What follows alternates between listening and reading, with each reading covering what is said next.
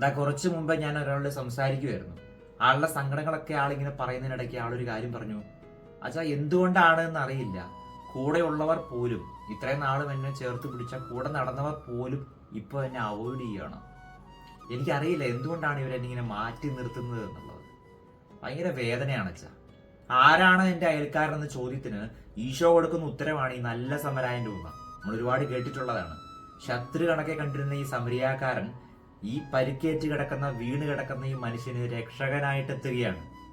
വിശ്വസിക്കാനാവാത്ത വാർത്തകളാണ് ഈ ദിവസങ്ങളിലൊക്കെ നമ്മൾ കേട്ടുകൊണ്ടിരിക്കുന്നത്. അതുപോലെ ഇപ്പോൾ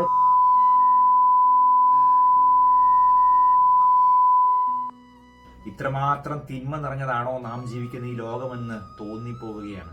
ഇവിടെയാണ് ആരാണ് എന്റെ അയൽക്കാരൻ എന്ന ചോദ്യം ഉയർന്നു വരുന്നത്.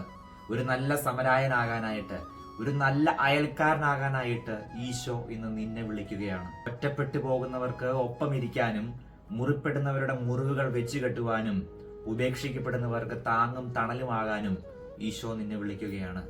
നീയും ഒരു നല്ല അയൽക്കാരനാകണം.